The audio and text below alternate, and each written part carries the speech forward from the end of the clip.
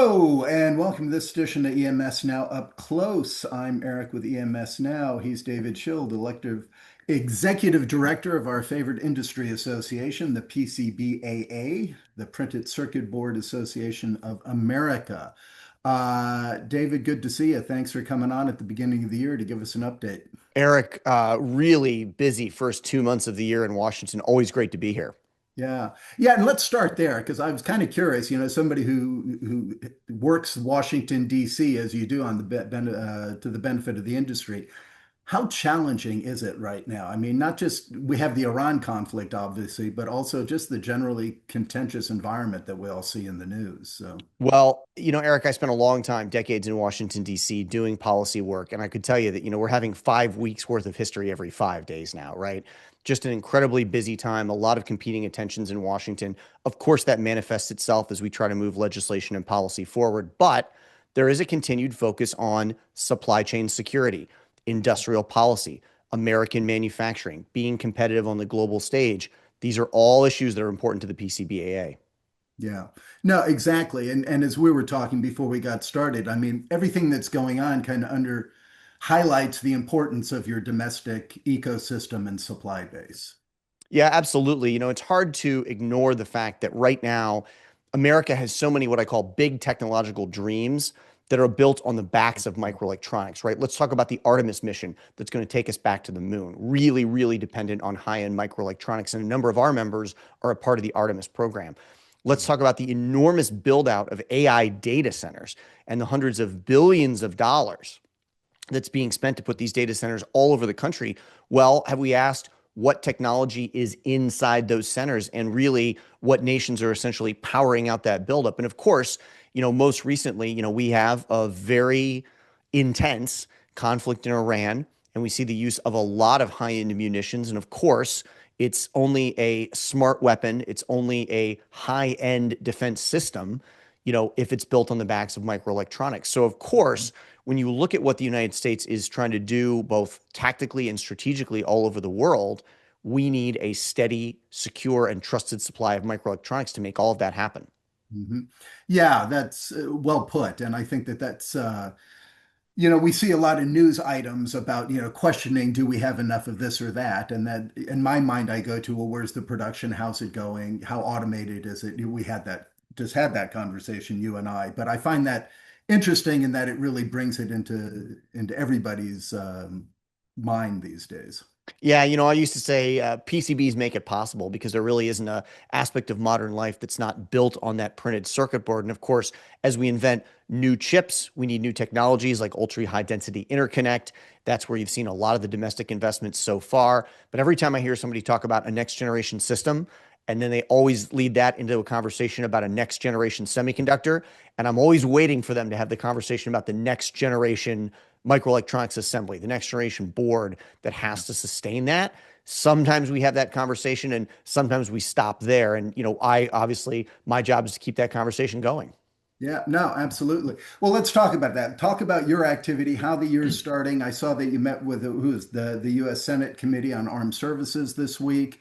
Tell us about what you're doing in support of the mission here. Yeah, the great news is that even as the association continues to grow, I think we're up to 85 members across 34 states now.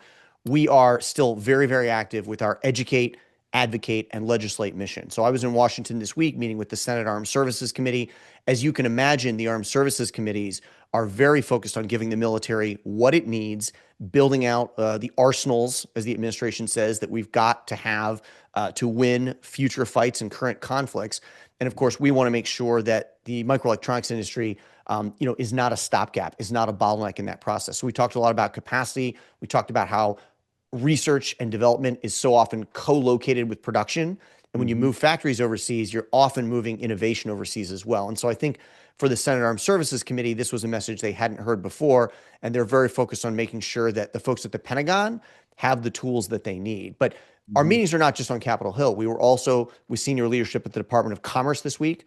They're doing a study right now on where choke points and supply chain vulnerabilities are for data centers, right? For this enormous build out that you and I just talked about. And of course, we, with the CHIPS Act, went after this problem of, do we have the semiconductor supply chain domestically that we need, or are we dependent on either adversaries or countries across an ocean? And I think Hmm. at the Commerce Department, they're waking up to the idea that for the rest of the electronic stack, right? Right. Semiconductor, substrate, board, we do have dependency problems and we do have potentially some security problems. So, really, really good to bring senior leadership at the Department of Commerce on that. And I know we've got some upcoming meetings at the Department of War that will tackle similar topics. So, being at the table, Eric, as opposed to being on the menu, always a better position to be in. Yeah, no doubt. Now, and what's happening with your Senate companion bill to the HR 3597? Well, I don't want to give too much away, but I think very soon we will have a PCBs Act in the US Senate. We've been meeting with representatives on both sides of the aisle who are enthusiastic about this idea. And my expectation is by the next time you and I talk, we will have a Senate companion to the printed circuit, the PCBs Act, the Protecting Circuit Boards and Substrates Act in the House. And we will have bipartisan support for that bill. We're working through the details of that process right now. Okay. Now, I have liked, or the new messaging, is it new messaging, the idea of reshoring and restoring that's needed within the industry? I like what it implies, but speak to what's behind that. Yeah, I think that we've moved on from a chips and chip centric conversation into what really needs to happen with the rest of the stack. And that's why we say that we want to reshore and restore capacity. Because you know that at one time we had more than 2,200 board shops in America. Now we're down to less than 150. While there's still a good EMS capacity, that industry has shrunk as well. And of course, you're seeing a lot of investments now in raw and refined materials as well. But, the way I look at this, Eric, is that we need to reshore and restore because the government now has made direct investments in semiconductor manufacturing. It's made direct investments in raw materials, rare earths, because we recognize the security and supply chain threats, but we haven't done the middle of the stack. We haven't done boards and substrates. And without that Mhm. entire stack, from F-150s to F-35s, you simply don't have technology. And so what I've been saying in Washington to our representatives, our elected officials is, the government has bought bread factories and declared that it's in the sandwich business. We're not quite there. We need to finish build out of that stack. And that's why we say reshore and restore capacity. Yeah. No, I think that's a good message. Like I said, I like what implies kind of that reestablishing of our industrial base, and I think that is important. And in these days and times, you'd think it'd be, I don't want to say easier, but you have some tailwinds that hopefully support the mission and the cause here. I agree. I think if you look at the president's vision, Secretary Lutnick's vision, Secretary Hegseth's vision, the term manufacturing renaissance and industrial base, these terms get used a lot. They are really in alignment with our vision as well, which is there are things that we need to make for security reasons, for economic independence reasons. And we think that we fold right into this conversation about there should be more copper foil in the United States. There should be more high-end chips in the United States. There should be more boards and substrates in the United States. It's just a natural next step. Yeah. Now, another point I wanted to just kind of check with you on is the issue of Chinese components kind of in dual use and sensitive Mhm. defense and critical infrastructure. What are you seeing on that? Well, this is a big year. In 2021 and into 2022, the Armed Services Committees, through the National Defense Authorization Act, passed into law what's known as Section 851. And it tells the Pentagon that by January 1st, 2027, right, that's a date that's coming up pretty fast, they need to have a plan to remove dual use and commercial off the shelf components from their supply chains if they come from Russia, Iran, North Korea, or China. And you can imagine that in commercial systems and in what we call dual use systems, those are these things that are not sort of protected by ITAR regulations, you will see a lot of parts from those nations. And for good reason, we don't want to depend on our adversaries. So it's been 5 years. A lot of our large OEMs have had time to readjust their supply chains. And now what we need is a rulemaking. We need the specifics of how this rule is going to be implemented. And we need the White House and the Pentagon to work together to carry that rule forward into implementation. I will tell you the conversations we've had with senior leadership at the Department of War are very positive and very encouraging. And now we've just got to make sure that Congress's intent is executed. Yeah. Um, so you've been doing this for about 3.5 years now with PCBAA, according to your LinkedIn profile that I looked at this morning. So And I think there's been tremendous progress made. I'm a big fan of what you of this mission and Thank you. this drive within the industry.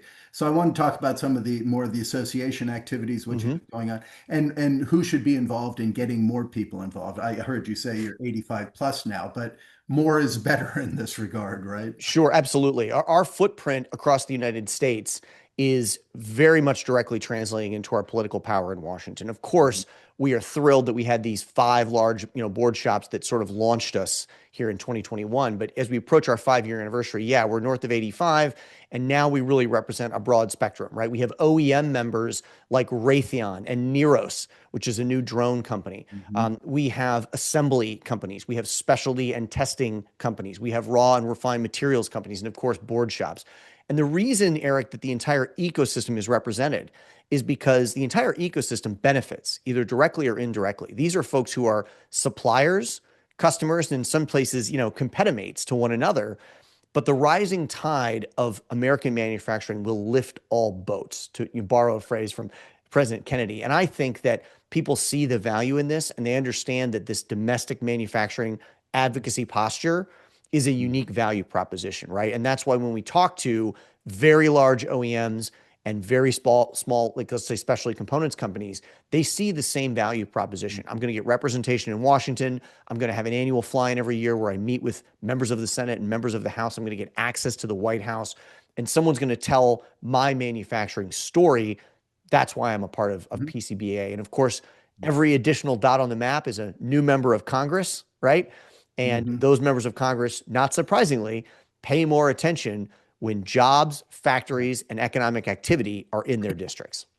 Yeah, and as I hear you talking about the different companies that that are involved now, I guess a message to people listening, just because you support Printed Circuit Board Association of America doesn't mean you can't do business effectively elsewhere in the world. Obviously, these are companies that you mentioned that are doing so, right? Yes, we are not trying to shut down the global economy. What we Yeah. are trying to do is emphasize that America can reshore and restore its capacity. And many of our members do business all over the world. As you've heard me say, I think on this show a number of times, Mhm. I don't believe that PCB manufacturing for garage door openers and dishwashers is coming back to the United States. What I do believe is that for banking servers, for medical devices, for critical infrastructure, and of course for aerospace and defense systems, that work can and should be on our shores. So we are looking to grow the US market share. We are looking to grow US manufacturing capacity, but no one's trying to tear down a global economy that's been built over the last half century. Right. Now, as far as your activities too, I heard that you also did a documentary you did with the Association of American Manufacturers. Haven't seen it yet. Are you prominently presented in that or? Fortunately, there's no footage of me, but I am really excited, right? The two big movie premieres this month are, of course, Project Hail Mary, which comes out on March 20th, and slightly less important, a film that we're calling The New Frontier that will come out on March 25th. It was done in partnership with the Alliance for American Manufacturing, a very large trade group here in Washington, and in partnership with AAM. PCBAA has produced this film. It's only about 21 minutes, but we're going to debut it in Washington. We've got a full red carpet premiere scheduled for March 25th, and then it will, of course, be available on our website, on social channels. But really, the film tells the story of the American PCB industry, the important role it plays in the economy, and some specific factories and some specific families that really have PCBs in their blood. It's a very human story, and it really connects you to the heart of manufacturing in the United States. I'm really, really proud of this film. And, once it's available online, if you can't join us March 25th in Washington, I encourage you to watch it and forward it to your lawmakers and your elected officials because it's the best single tight story of America's PCB industry that I've ever seen. No, I'll definitely look for it. I don't know that I'll make it out there, but actually, I'm just looking at my calendar. That's only in a couple weeks. Yeah, Yeah, that's absolutely. Just a weeks little in bit there. more than 3 weeks away. And again, we're really excited. Good. I will look for that. And lastly, before I let you go, you have your annual meeting coming up. I saw it Mhm. announced. It's in DC, June 16th to the 18th. Yep. This is your big annual show. You bring all your members Mhm. together in Washington, DC. Tell us about that.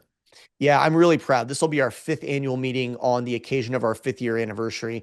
And I think this is a very unique gathering, right? It's not a trade show with booths. What it really is an opportunity for senior executives, right? And it'll be about 80 of us this year to sit in a room with representatives from the Pentagon, from the White House, from the Department of Commerce, from the House and the Senate, and with, large OEMs as well, and have very candid off the record discussions about what we need to do on a policy front, how we can restore and reshore American manufacturing capacity.